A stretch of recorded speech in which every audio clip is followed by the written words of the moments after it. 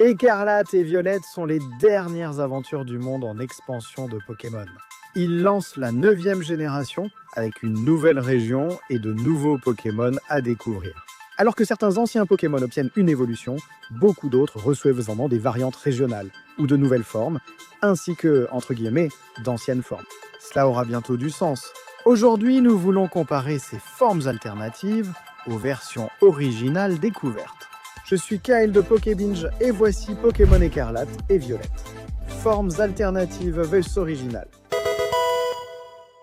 Maintenant, clarifions quelques points avant de commencer. Tout d'abord, nous allons nous concentrer spécifiquement sur les Pokémon qui ont soit des variantes régionales, soit ce qu'on appelle couramment des formes paradoxes. Nous n'allons pas nous intéresser aux Pokémon qui obtiennent simplement de nouvelles évolutions, comme Bisharp, Primeape ou Dunsparce. Même si c'est agréable de voir que Dunsparce reçoit enfin un peu d'attention. Nous ne prendrons également en compte que les Pokémon qui peuvent encore être considérés comme des Pokémon qui sont presque, voire complètement, de la même espèce que leur variante précédente. Cela signifie que Wiglet, Wootrio Toedscool et Toedscruel ne seront pas inclus, car les jeux considèrent qu'ils sont des espèces différentes. Enfin, même si le design de ces Pokémon pourrait être pris en compte dans une certaine mesure, nous allons principalement nous concentrer sur les statistiques globales de chaque Pokémon. Aujourd'hui, nous allons d'abord examiner Donphan. Même si ce Pokémon n'a pas de forme régionale, Donphan possède tout de même deux formes paradoxes distinctes. Fortivoire est la première. Fort-Ivoire surpasse Donphan dans presque toutes les statistiques de base, sauf les statistiques spéciales. Même alors, la différence n'est pas si grande. Leurs forces et faiblesses de type rendent la situation plus intéressante. Donphan a moins de faiblesses que Great-Tusk, mais il a aussi moins de résistance. Ils ont tous les deux les mêmes faiblesses face à l'eau, la glace et la plante. L'ajout du type combat à Great-Tusk le rend aussi vulnérable au type vol, psy et fée. En ce qui concerne la résistance, ils résistent tous les deux au poison et à la roche. Great-Tusk résiste mieux à la roche que Donphan, et gagne aussi des résistances au type insectes et ténèbres. Cela étant dit, qu'en est-il de sa version du futur, Iron Treads? En termes de statistiques, Iron Tread dépasse les deux autres en ce qui concerne ses statistiques spéciales ainsi que sa vitesse. Pour les points de vie, l'attaque et la défense, Great-Tusk reste supérieur. Là où Iron Tread prend une grande avance, c'est au niveau de l'efficacité des types. Il n'a qu'une faiblesse de plus que Donphan et deux de moins que Great-Tusk. Iron Tread possède plus de résistance que les deux autres réunis. Donphan en a 2, Great-Tusk en a 4 et Iron Tread en a 8. Non seulement cela, mais Iron Tread a 2 immunités, électrique et poison, alors que les deux autres n'en ont qu'une. En ce qui concerne les sets de capacité, Iron Tread a le type acier, ce qui le place dans une position similaire à Great-Tusk, car il a accès à des attaques que les autres n'ont pas. Dans l'ensemble, nous allons donner l'avantage à Iron Tread pour le moment. Ses statistiques ne sont pas les plus impressionnantes, mais il peut frapper vite et fort si besoin. En combinant cela avec 8 résistances et 2 immunités, vous pourriez avoir un adversaire difficile à gérer. Passons maintenant à l'autre Pokémon qui possède deux formes paradoxes distinctes. Volcarona. Volcarona avait déjà un total de statistiques de base impressionnant, donc vous savez que ses autres formes le seront aussi. Commençons par sa forme paradoxe du passé, Slicerwing. En comparant leurs statistiques, leurs points de vie et leurs défenses spéciales restent les mêmes, mais ils échangent un peu dans tous les autres domaines.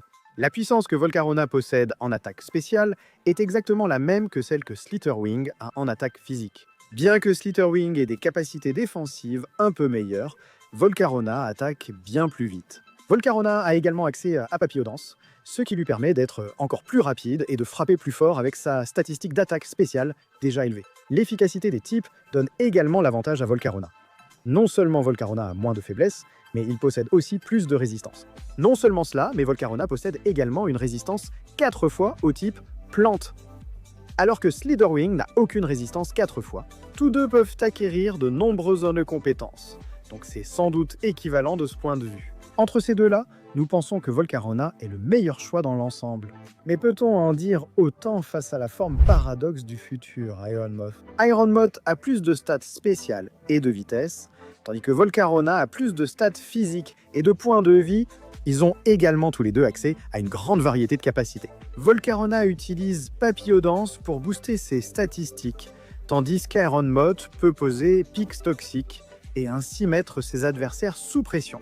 Ils ont également chacun un talent qui peut augmenter respectivement leurs statistiques ou leurs attaques dans certaines circonstances. Et ce ne sont là que quelques exemples. Là où Iron Moth se démarque vraiment, c'est dans son efficacité de type. Même s'il est vrai qu'Iron Moth a une faiblesse de plus que Volcarona, il compense largement cela par ses résistances. Volcarona en a 6, Iron Moth 8. Non seulement cela, mais alors que Volcarona n'a qu'une seule résistance 4X contre le type plante, Iron Moth en a 3. Insectes, plantes et fées. Nous déclarons Iron Moth vainqueur, Volcarona arrivant juste derrière. Maintenant que nous avons passé en revue les Pokémon avec 2 formes paradoxes, nous allons examiner chaque Pokémon qui n'en a qu'une seule. Commençons par les formes du passé. D'abord, comparons Amoonguss avec sa forme paradoxe du passé, Brute Bonnet. Amoonguss a de meilleures pointes de vie et attaque spéciale, mais Brute Bonnet surpasse dans les autres stats. En prenant cette forme, Brute Bonnet abandonne le type poison et le remplace par le type ténèbres, ce qui lui donne le même type que Shiftry. Ce double type est un peu une arme à double tranchant. Bien qu'il ait un type de plus qu'il résiste par rapport à Amoonguss, il a aussi 3 faiblesses d'opin de plus qu'Amoonguss. De plus, le type ténèbres le rend 4 fois plus vulnérable aux attaques insectes.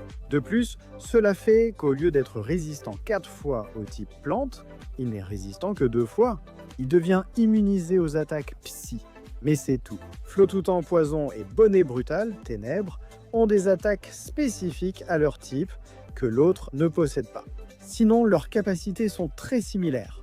Même si on aimerait choisir bonnet brutal puisqu'il a globalement de meilleures statistiques, c'est le nombre de faiblesses et ses résistances moins puissantes qui nous poussent à rester avec Flottoutant pour le moment. Ensuite, il y a Magnéton et sa forme paradoxe, Choc des Sables. Pour leurs statistiques, Choc des Sables domine partout, malgré des écarts parfois très faibles. Bien que Choc des Sables soit supérieur en statistiques, Magnéton se distingue vraiment par son efficacité de type. Magnéton n'a que 3 faiblesses, alors que Choc des Sables en a 4. Bien que Magnéton ait une faiblesse quadruple face au type Sol, il peut, temporairement, transformer cette faiblesse en immunité grâce à l'attaque Lévikinésie, ce que Choc des Sables ne peut pas faire. Les résistances de type de Magnéton sont également bien plus nombreuses. Choc des Sables n'a que 4 résistances de type, tandis que Magnéton en possède pas moins de 11. Non seulement cela, mais Magnéton est résistant aux 5-4-2 d'entre eux, à savoir le type vol et le type acier. Leurs capacités sont très proches, avec quelques attaques exclusives à chacun. S'ils devaient un jour s'affronter, nous pensons que Magnéton l'emporterait, car il peut résister à la plupart des attaques que Paume de Fer a à sa disposition, tout en pouvant annuler ses attaques de type sol grâce à l'évitation. Magnéton peut aussi utiliser des attaques normales puissantes, comme Damoclès ou Ultra Laser. Cela pourrait être un vrai problème pour Paume de Fer. Quoi qu'il en soit, c'est l'incroyable nombre de résistances que possède Magnéton qui nous amène à donner la victoire à Magnéton. Abordons maintenant Rondoudou et sa version paradoxe, Hurle-Queue. Hormis des points de vie égaux, Hurle-Queue dépasse Rondoudou dans toutes les autres statistiques. L'efficacité de leur type est en réalité similaire. Tous deux sont vulnérables au poison et à l'acier, avec seulement 2 résistances chacun. Rondoudou l'emporte légèrement sur Hurle-Queue ici. Rondoudou étant aussi de type normal, il est immunisé contre les spectres. Hurle-Queue, en revanche, est de type psy, ce qui fait que cette immunité devient une faiblesse. Ils peuvent tous deux apprendre de nombreuses attaques différentes. Sur l'apprentissage naturel, Hurle-Queue est simplement un peu plus polyvalent. Les statistiques restent le facteur clé, donc Hurle-Queue obtient le point cette fois. Espérons que Rondoudou ne se fâche pas trop et n'essaie pas de dessiner sur nos visages si nous nous endormons. En parlant de sommeil, on espère que vous n'avez pas trop peur du noir, car un Feu-Faux-Rêve ou un Flotte-Mèche pourrait s'y cacher. Ces deux-là vivent une situation proche de Rondoudou et Hurle-Queue. Les statistiques de base de Flotte-Mèche dépassent légèrement celles de Feu-Faux-Rêve. En raison de la façon dont ces points de statistiques supplémentaires singuliers sont répartis, les points de vie et les statistiques physiques de Feu-Faux-Rêve sont juste un peu plus élevés. Cependant, cela est éclipsé par les statistiques spéciales et la vitesse nettement supérieure de Flotte-Mèche. L'efficacité des types est très similaire en comparaison. Ils partagent le même nombre de faiblesses et ils ont également chacun 3 immunités différentes. Les résistances, en revanche, présentent une légère différence. Misdreavus en a 2, Flutterman une seule. Cependant, dans cette résistance unique est quadruplée plutôt que simplement doublée. Dans la catégorie des ensembles de capacités, cela tombe également dans le même cas que Rondoudou. Ils ont tous deux de nombreuses options d'utilisation. Cependant, avec ce qu'il apprend naturellement, Flutterman prend l'avantage sur Misdreavus.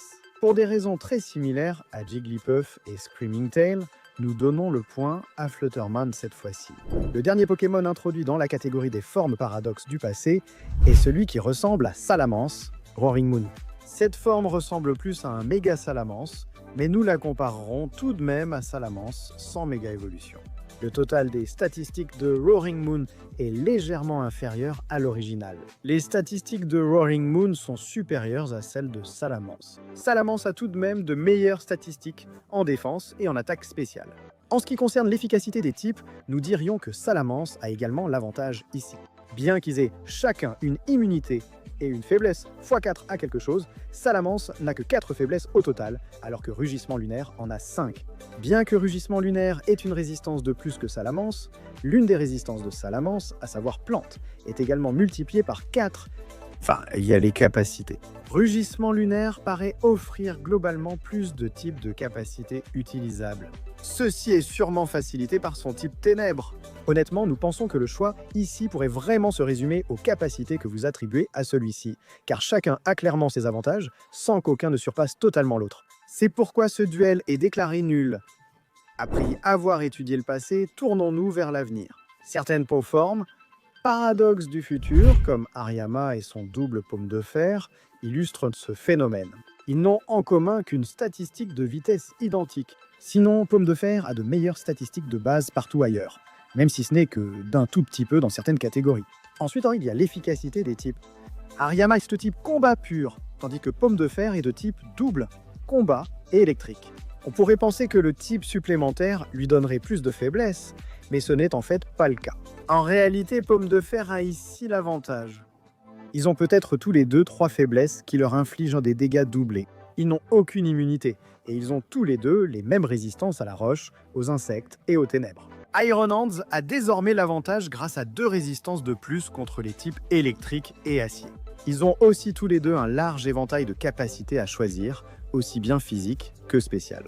Donc l'un n'a pas forcément un grand avantage sur l'autre. Ce sont les statistiques de base supérieures et les résistances supplémentaires qui nous poussent à privilégier Iron Hands. Ensuite, examinons le Pokémon paradoxe du futur, Irjugulus, et le Pokémon auquel il est lié, Hydreigon. Hydreigon étant pseudo-légendaire, la barre est déjà très haute pour tout Pokémon comparé à lui. Hydreigon a un total de base légèrement supérieur, ce qui lui confère un avantage immédiat dans ce domaine. Rugilune le dépasse de justesse en points de vie et en vitesse, tandis qu'Hydreigon est supérieur partout ailleurs. En ce qui concerne l'influence des types sur eux, ou inversement, c'est Rugitlune qui a un léger avantage. Ils ont au moins les mêmes immunités, et même si Hydreigon possède plus de résistance, il a aussi plus de faiblesse. Cela inclut une faiblesse face au type Fée qui est multipliée par 4 alors qu'elle n'est que doublée pour Rugitlune. C'est pour cette raison que Rugitlune a pu égaliser jusqu'à présent. Mais enfin, il reste les 7 de capacité. La plupart acquièrent spontanément des compétences similaires. Cependant, le type Vol de Rugitlune lui donne aussi accès à d'autres capacités de ce type. Avec toutes les capacités qu'ils peuvent apprendre en général, cela devient beaucoup plus ridicule. Cependant, Trioxydre a un léger avantage cette fois-ci. Cela vient principalement de sa capacité à se reproduire. Grâce à cela, et en l'incluant, Trioxydre a la capacité de puiser dans un peu plus de types que Ekaizer de fer. Grâce à ces avantages, nous donnons la victoire à Trioxydre. Parlons maintenant d'un autre pseudo-légendaire qui a aussi un parent paradoxe du futur, Tyrannosif et Épine de fer. La catégorie des statistiques ressemble à l'exemple précédent, car le total des statistiques de base de la forme paradoxe reste un peu inférieur à l'original. Cependant, les statistiques diffèrent légèrement. Leurs points de vie de base et leurs statistiques physiques restent identiques. Pour le reste, Tyranitar domine les 2 stats spéciales, alors qu'Épine de fer n'a l'avantage qu'en vitesse. C'est intéressant car Épine de fer est plus lourd que la méga évolution de Tyranitar. L'efficacité des types est là où l'avantage va à Épine de fer cependant. Ils ont tous les deux une faiblesse multipliée par 4. Cependant, Épine de fer n'a que 4 faiblesses au total contre 7 pour Tyranitar. De plus, même si Épine de fer a une résistance en moins, il compense avec une autre multipliée par 4. Enfin, en ce qui concerne leurs options de set de capacité, ils ont tous les deux de nombreux types avec lesquels ils peuvent travailler, avec Tyranitar qui a un léger avantage ici. C'est serré, mais avec le nombre globalement inférieur de faiblesses d'épines de fer, nous devons lui accorder la victoire. Noël approchant, nous nous intéressons à Caduizo, le Pokémon qui aime offrir des cadeaux, et à son parent futuriste, Hôte de Fer. En général, les versions paradoxes des Pokémon ont des statistiques de base supérieures à leurs originaux, sauf exception notable. Ce n'est pas une exception ici, car Hôte de Fer surpasse largement Caduizo. Ainsi, les statistiques de base de Hôte de Fer dépassent celles de Caduizo dans toutes les catégories. C'est dans leur interaction avec les différents types que les choses deviennent un peu plus équilibrées. Ils ont exactement le même nombre de faiblesses et de résistances. Cependant, Iron Bundle obtient un léger avantage car il n'a aucune faiblesse multipliée par 4. De plus, l'une de leurs deux résistances est multipliée par 4. Delibird compense en partie grâce à son immunité sol, mais Iron Bundle garde un léger avantage sur les sets de capacité. Les statistiques, l'efficacité des types et ses nombreuses capacités naturelles donnent clairement l'avantage à Iron Bundle. Pour le dernier Pokémon paradoxe de la liste, intéressons-nous à Iron Valiant. Celle-ci est probablement la plus difficile à comparer. La raison en est qu'Iron Valiant a un design qui reprend des éléments de Gardevoir, Galam et même de la méga-évolution de Galam. Cependant, puisque nous allons soutenir qu'Iron Valiant ressemble davantage à Galam, c'est ce Pokémon que nous allons comparer à Iron Valiant. Comme pour Rugilune, nous comparerons Iron Valiant à Galam sans sa méga-évolution. Iron Valiant prend déjà une nette avance rien qu'avec les statistiques. Galam surpasse un peu son homologue futur en défense spéciale, mais Iron Valiant domine dans tous les autres aspects, malgré des écarts parfois minimes. Leur efficacité contre les autres types n'aide pas vraiment Galam non plus. Il a au moins 2 faiblesses de moins, et ça s'arrête là, en gros. Garde de Fer gagne 2 résistances de plus que Galam, et toutes les deux ont un multiplicateur de résistance de 4. Garde de Fer bénéficie aussi d'une immunité totale aux attaques dragons, contrairement à Galam qui n'en a pas. Grâce à leurs compétences, l'équilibre s'améliore. Ils apprennent tous les deux des capacités, même naturellement, provenant d'une bonne partie des types présents dans la série jusqu'à présent. Même si cela semble légèrement favoriser Galam, ce n'est pas assez pour compenser les autres catégories où Garde de Fer gagne. Pour cette raison, nous donnons la victoire à Garde de Fer. Même si cela semble marquer la fin des formes paradoxes, ce n'est pas totalement terminé. Cette liste couvre les formes alternatives en général, donc nous devons inclure celle de Paldea. Malheureusement, seuls 2 Pokémon ou 3, en comptant l'évolution de Wooper de Paldea séparément, reçoivent une nouvelle variante régionale dans ce jeu. Dans cette vidéo, nous comparons Quagsire à Clodsire, l'évolution de Wooper de Paldea. Oui, ces deux-là sont bien des Pokémon différents, car ils ont des noms distincts. Nous avons donc jugé plus simple de comparer les évolutions de chaque Wooper. En ce qui concerne les statistiques, leurs totaux de statistiques de base sont exactement les mêmes. Cependant, la façon dont elles sont réparties avantage globalement Marest. Clodsire dépasse Marest en points de vie et en défense spéciale d'une bonne marge, mais la moyenne des autres statistiques est en faveur de Marest.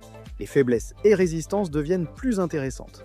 Marest a une faiblesse x4 contre le type plante. Mais le truc, c'est que c'est sa seule faiblesse. Clodsire, en revanche, a un total de 4 faiblesses. Même si aucune d'entre elles n'est multipliée par 4, on pense que Marest garde l'avantage pour l'instant, puisqu'il n'a qu'une seule faiblesse.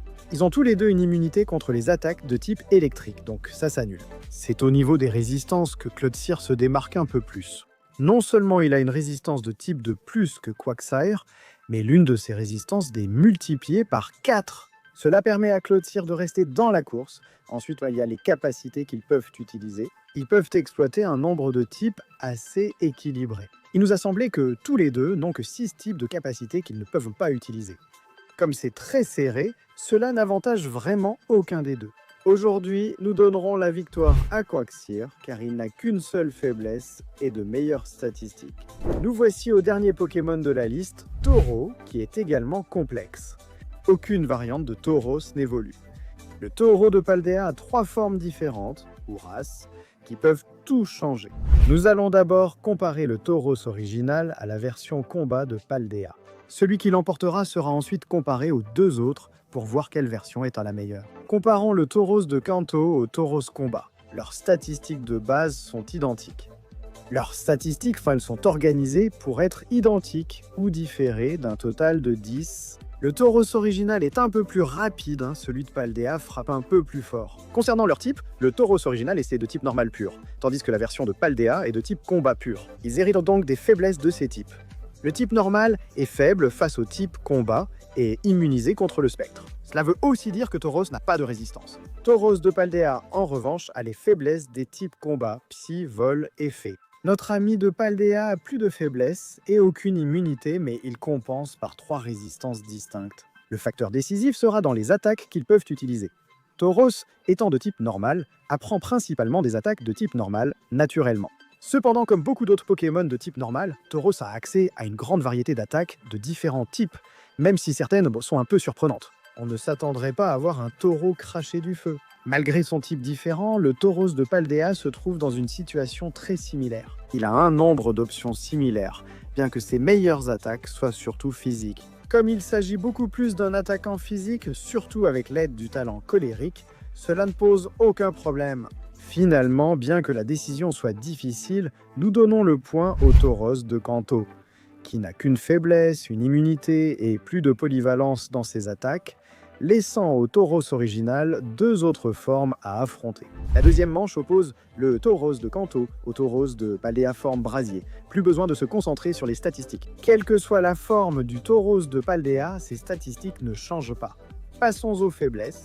Comme son nom l'indique, cette forme de Tauros de Paldea est aussi de type feu. Cela signifie également qu'ils héritent de certaines faiblesses et résistances propres aux autres types feu. Ainsi, Tauros brasier a une faiblesse supplémentaire par rapport à Tauros combat, mais bénéficie aussi de 3 résistances inédites.